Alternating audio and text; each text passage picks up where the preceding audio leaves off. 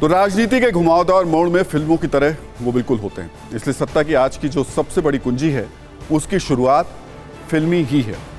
आज महाराष्ट्र की राजनीति में बगावत वाली कहानी को दो फिल्मी पोस्टरों के जरिए देखा और परिभाषित किया जा सकता है।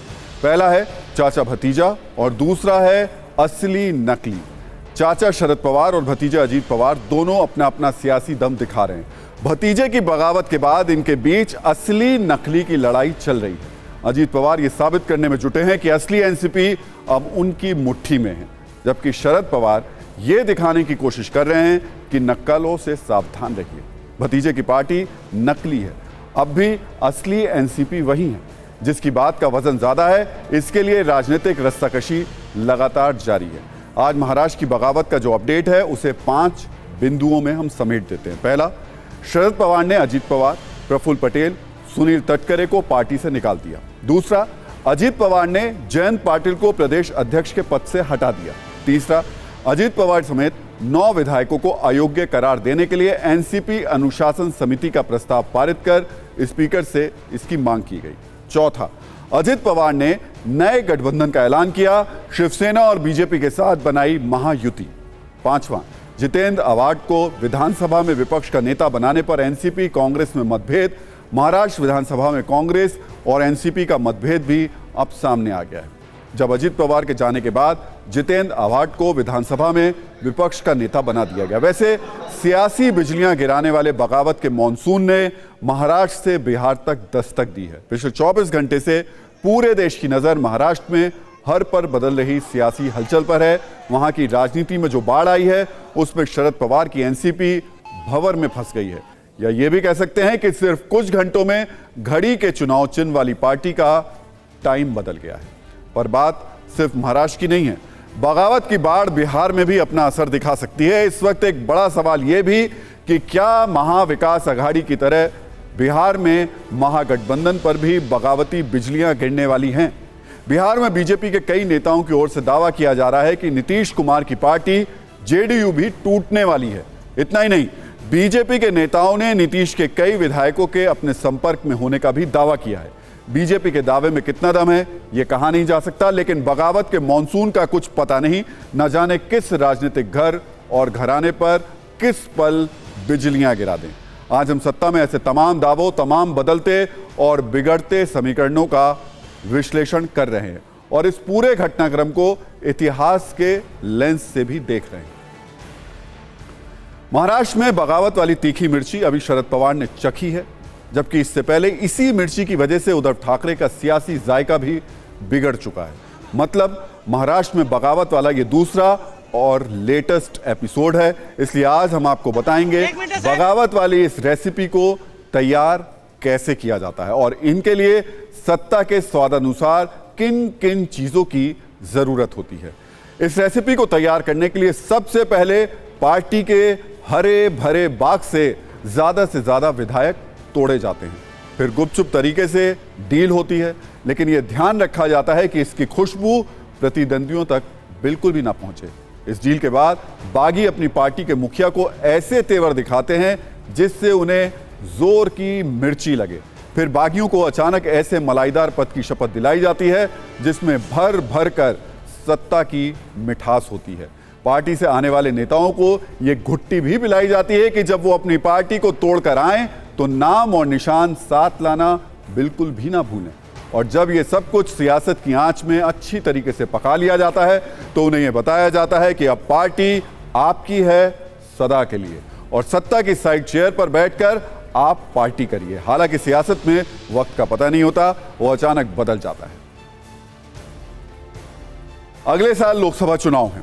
अगले ही साल लोकसभा चुनाव के बाद महाराष्ट्र में विधानसभा का भी चुनाव होगा। लिहाजा इस बगावत के मायने कई हैं, संदेश कई हैं, लेकिन सबसे बड़ा खेल नंबर का है। जिस पार्टी के पास ज्यादा विधायक हैं या फिर जिस गुट के पास ज्यादा विधायक हैं वही इस सियासी महाभारत का विजेता होगा।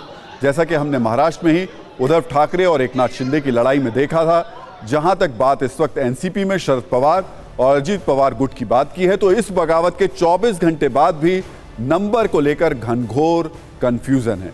ये क्लियरिटी नहीं हो पाई कि किस गुट के पास कितने विधायक हैं, कौन चाचा के साथ है, कौन भतीजे के साथ। अगर महाराष्ट्र विधानसभा में एनसीपी की स्थिति देखेंगे तो इस टूट से पहले एनसीपी के कुल 54 विधायक थे। सूत्रों की माने तो अजीत पवार की ओर से कहा जा रहा है कि उनके पास कुल 36 विधायकों की लिस्ट है। टीवी9 भारतवर्ष को मिली एक्सक्लूसिव जानकारी के मुताबिक अजित पवार गुट ने यह लिस्ट विधानसभा स्पीकर राहुल नार्वेकर को सौंप दी है। इस लिहाज से देखें तो बाकी 18 विधायक ऐसे हैं जो शरद पवार के साथ हो सकते हैं। वहीं अजीत पवार गुट की ओर से यह भी कहा जा रहा है कि कुछ विधायक विदेश दौरे पर हैं और वो भी अजीत पवार के साथ ही हैं। अब महाराष्ट्र में अगली लड़ाई इसी लेवल की है, क्योंकि अब बात पार्टी के नाम की है, पार्टी के कमान की है, पार्टी के चुनाव चिन्ह पर कब्जे की है।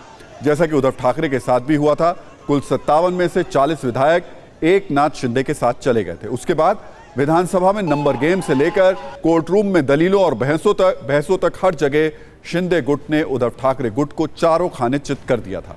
फिलहाल एनसीपी के साथ ऐसा होगा या नहीं, ये वक्त बताएगा, क्योंकि शरद पवार बाजी को पलटने में माहिर माने जाते हैं। वहीं शरद पवार और अजित पवार गुट के दावों के बीच एक ट्वीट वायरल हो रहा है। कल अजित पवार के साथ राजभवन में पहुंचने वाले सांसद अमोल कोले ने यू टर्न ले लिया है। आज अमोल कोले ने ट्वीट करके कहा कि मैं साहिब यानी शरद पवार के साथ हूं। मतलब ये कि पिक्चर अभी बाकी है, क्योंकि शरद पवार फुल एक्शन में हैं। आज उन्होंने जो विधायक उनके रुके हुए हैं और जो गए हैं, सबका नाम लेते हुए न सिर्फ हुंकार भरी, बल्कि ये भी कहा कि धोखा देने वालों को बाजू में कर फिर महाराष्ट्र में घूमूंगा।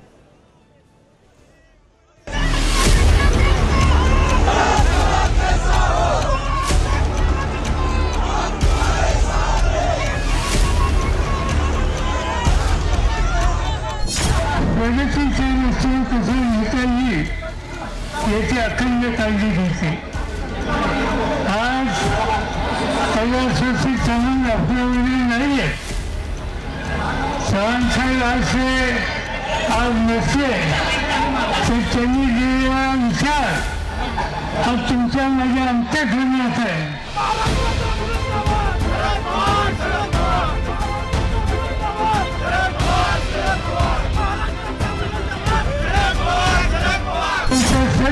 केला आणि त्या युवा शक्तीच्या माध्यमातून महाराष्ट्र प्रगतीच्या रस्त्याने कसं नेता येईल।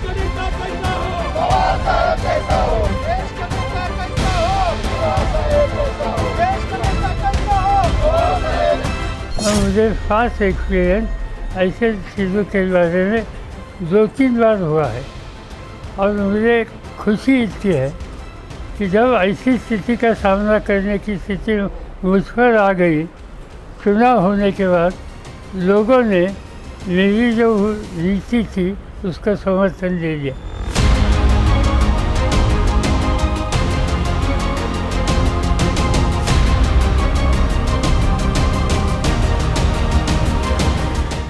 इसकी मेरी हालत हुई थी, मगर मुझे कोई चिंता नहीं थी। मैंने पूरा महाराष्ट्र घुमा कर लोगों को मिलकर एक अलग माहौल पैदा किया और जब चुनाव हुआ तब जो हमारी स्ट्रेंथ थी वो रही, सब लोग चुनकर आ गए और जब छोड़कर गए इनमें से 3 या 4 छोड़कर बाकी सब डिफीट हो गए।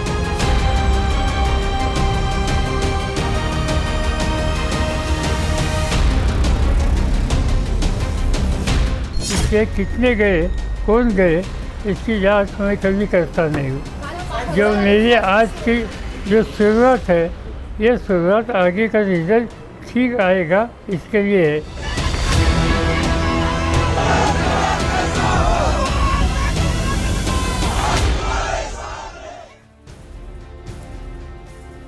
तो शरद पवार के ये तेवर और उनके बयान संकेत दे रहे हैं कि 82 साल की उम्र होने के बावजूद सियासत की रेस में पवार आज भी पूरी पावर के साथ दौड़ रहे हैं।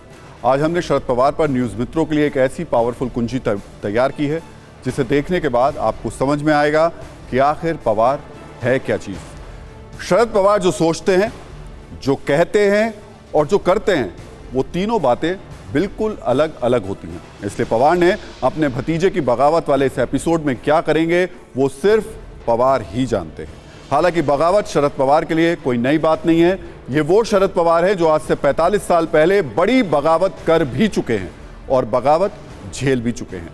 यानी आप कह सकते हैं कि बगावत के विषय में शरद पवार ने PhD कर रखी है। सबसे पहले हम शरद पवार की बगावत वाली वो कुंजी खोलते हैं जो 45 साल पहले हुई थी और उसके डायरेक्टर, स्क्रिप्ट राइटर और एक्टर तीनों शरद पवार ही थे। वो साल था 1978 का जब शरद पवार ने महाराष्ट्र में मुख्यमंत्री वसंत दादा पाटिल से बगावत की थी। तब शरद पवार महाराष्ट्र में कांग्रेस से बगावत करके 40 विधायकों को लेकर अलग हो गए थे और पवार की इसी बगावत की वजह से महाराष्ट्र में कांग्रेस की सरकार गिर गई थी। 18 जुलाई 1978 को प्रोग्रेसिव डेमोक्रेटिक फ्रंट बनाकर शरद पवार महाराष्ट्र के सीएम बने, जो सबसे कम उम्र के मुख्यमंत्री थे।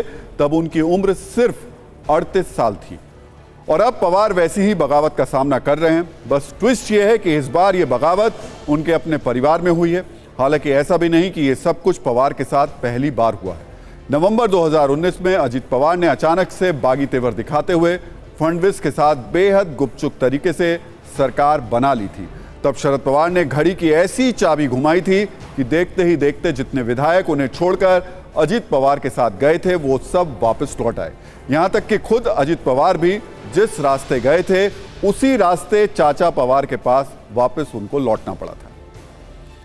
आज भले ही यह दावा किया जा रहा हो कि अजीत पवार की बगावत के बाद मौजूदा वक्त में शरद पवार के साथ एनसीपी के बड़े जनाधार वाले नेता नहीं हैं, लेकिन जिस व्यक्ति को भारतीय राजनीति की मास्टर की कहा जाता है, जिसने अपने राजनीतिक कौशल से शिवसेना और कांग्रेस जैसे दो ध्रुवों को एक साथ लाकर खड़ा कर दिया, वो पवार ज्यादा दिनों तक खामोश रहेंगे ऐसा लगता नहीं है। पवार का ट्रैक रिकॉर्ड भी यही कहता है कि पवार हर मुश्किल घड़ी में वापसी करने में उस्ताद हैं। इसकी पहली मिसाल तब देखने को मिली जब 80 के दशक में पवार ने संजय गांधी के साथ काम करने का इंदिरा गांधी का ऑफर ठुकरा दिया था। तब इंदिरा गांधी ने पवार से कहा था कि वो अपने राजनीतिक गुरु यशवंतराव चव्हाण के बजाय संजय गांधी के नेतृत्व में काम करें। पवार ने इसके लिए मना किया। इंदिरा गांधी से ऐसा कहने का साहस उस जमाने में कम लोगों के पास था। इसके बाद 40 साल के पवार ने कई बड़े सियासी तूफान भी झेले, लेकिन टस से मस नहीं हुए।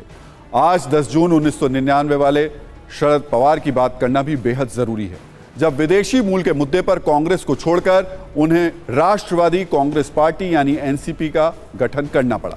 1999 में एक वोट से अटल बिहारी वाजपेयी की सरकार गिरने के बाद सोनिया गांधी को प्रधानमंत्री बनाए जाने की आवाज उठने लगी, तो वो शरद पवार ही थे जिन्होंने तारिक अनवर और पीए संगमा के साथ मिलकर सोनिया गांधी के विदेशी मूल के होने का मुद्दा उठाया था।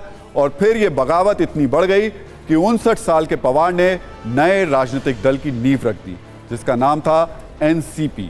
ऐसे ही साल 2004 में भी पवार ने यह साबित किया कि वो कितने जीवट छवि और हौसलों वाले नेता हैं। 2004 में लोकसभा चुनाव के दौरान पवार का एक इमरजेंसी ऑपरेशन होना था, लेकिन उससे पहले उन्होंने पुणे में एक रैली को संबोधित किया और ऐलान किया कि उन्हें यहां से सीधे अस्पताल जाना है। इसी के कुछ वक्त बाद पता चला कि पवार को कैंसर है। डॉक्टरों ने यहां तक कह दिया था कि उनके पास सिर्फ 6 महीने का वक्त है। तब 63 साल के पवार यूपीए सरकार में कृषि मंत्री थे। वो सुबह 9 से दोपहर 2 बजे तक मंत्रालय संभालते थे, फिर कीमोथेरेपी कराते थे। इस तरीके से पवार ने न सिर्फ कैंसर की जंग जीती, बल्कि 19 साल बाद भी सियासत में एक्टिव हैं। आज भी सियासत में शरद पवार की 19 नवंबर 2019 की उन तस्वीरों की मिसाल दी जाती है जब सतारा में एक रैली के दौरान उन्होंने मूसलाधार बारिश में खड़े होकर बिना रुके अपना भाषण दिया था। 78 साल के पवार की यह तस्वीर गेम चेंजर भी साबित हुई और 2014 के लोकसभा चुनाव में 41 सीटें जीतने वाली एनसीपी 2019 में 53 सीटों पर पहुंच गई। पवार का 2019 का एक और किस्सा आज भी याद किया जाता है, जब महाराष्ट्र में 2019 के विधानसभा चुनाव करीब आ रहे थे। महाराष्ट्र स्टेट कोऑपरेटिव बैंक घोटाले में शरद पवार और अजीत पवार के खिलाफ ईडी ने 24 सितंबर को एफआईआर दर्ज की थी, जबकि 21 अक्टूबर को विधानसभा के वोट डाले जाने थे। तब शरद पवार ने जो किया उसने हर किसी को हैरान कर दिया। पवार ने खुद ऐलान कर दिया कि वो खुद मुंबई में ईडी के दफ्तर जाएंगे।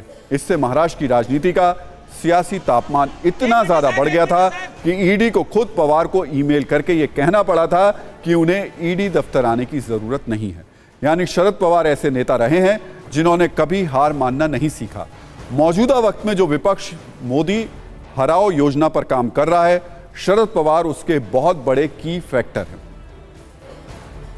हम आपको महाराष्ट्र की द बगावत फाइल्स की एक और इनसाइड स्टोरी भी बता देते हैं। यह स्टोरी बीजेपी के उस मिशन से जुड़ी हुई है जिसे आप मिशन 41 कह सकते हैं। दरअसल यूपी के बाद महाराष्ट्र में लोकसभा की सबसे ज्यादा सीटें हैं और बीजेपी की नजर इन्हीं सीटों पर है। माना जा रहा है कि इसी वजह से बीजेपी ने अजित पवार को सत्ता की नाव पर सवार किया है। कुछ राजनीतिक विश्लेषक इस बात का भी दावा कर रहे हैं कि एकनाथ शिंदे के साथ आने के बावजूद भी बीजेपी को पिछले कुछ चुनावों में महाराष्ट्र के अंदर हार झेलनी पड़ी है। ऐसे में अजित पवार बीजेपी के लिए अपनी सियासी धार को तेज करने का अहम हथियार हो सकते हैं। इसलिए आज हमने महाराष्ट्र के पिछले कुछ चुनाव की परफॉर्मेंस रिपोर्ट भी निकाली है। इसी साल फरवरी में हुए एमएलसी चुनाव में बीजेपी को नागपुर, औरंगाबाद और अमरावती की सीट पर हार का सामना करना पड़ा था, जबकि पुणे का कस्बापेट बीजेपी के लिए सबसे पावरफुल सीट थी।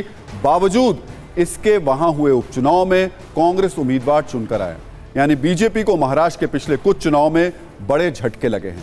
हालांकि पिछले साल महाराष्ट्र में हुए ग्राम पंचायत चुनाव में बीजेपी सबसे बड़ी पार्टी बनकर सामने आई और दिलचस्प बात यह है कि इस चुनाव में एनसीपी को दूसरी सबसे ज्यादा सीटों पर जीत मिली, जबकि शिंदे की सेना कांग्रेस से भी पीछे रही। माना जा रहा है कि इसलिए बीजेपी को लगा कि अगर एनसीपी भी उसके साथ आ जाए तो लोकसभा चुनाव की ज्यादा से ज्यादा सीटों पर उसे बड़ी लीड मिल सकती है। हालांकि अजित पवार भले ही अपने दम पर चुनाव को मोड़ने की ताकत ना रखते हों, लेकिन अगर बीजेपी, शिंदे और अजित पवार तीनों मिल जाएं तो ये लोकसभा चुनाव में महाराष्ट्र में बड़ी ताकत बन सकते हैं।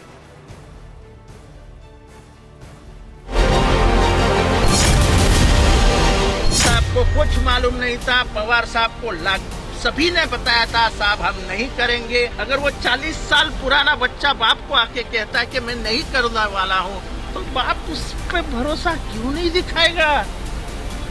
ये तो बच्चे को शर्म लगनी चाहिए कि 80 साल के बाप को मैं झूठ बोल के काम किया। We have gone ahead and formed a government with Eknath Shinde, Devendra Fadnavis, and as NCP, we are the NCP, and that is what we are doing.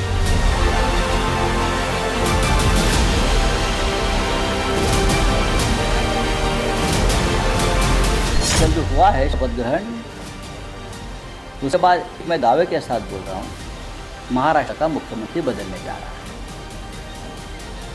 Eknath Shinde के साथ जो 16 विधायक है वो जल्दी ही डिस्क्वालीफाई किए जाएंगे। संजय राउत ने पहले शिवसेना की पूरी वाट लगा दी, बेचारों को कहाँ थे और कहाँ पे लाके छोड़ दिया। इसका एक ही कारण है, वो है संजय राउत। बच्चे कुचे राष्ट्रवादी शरद पवार भी उनका सुनते गए, तो उनकी भी कितनी वाट लगी। आज राष्ट्रवादी की हालत शिवसेना जैसी हो गई है।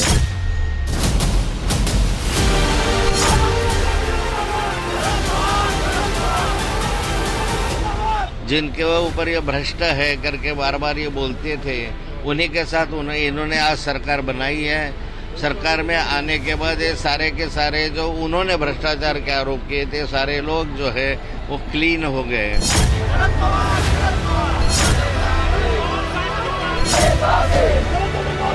भारतीय जनता पार्टी समझ गई है कि इनकी ये दो पहिए वाली जो सरकार थी विफल है।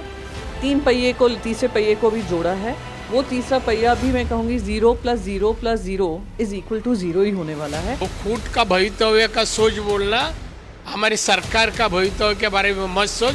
हमारा सरकार मजबूत, 24 तक चुनाव होने तक हमारा सरकार रहेगा। एकनाथ शिंदे मुख्यमंत्री रहेगा। अब पवार साहब को फैसला करना है कि जो एनसीपी अभी उनके साथ जितने एमएलएज हैं उनके बारे में उनको तय करना है कि वैसे भी गठबंधन तो जारी है, हमारा उसमें कोई बदलाव नहीं है। अब वो क्या चाहते हैं उनको फैसला करना है।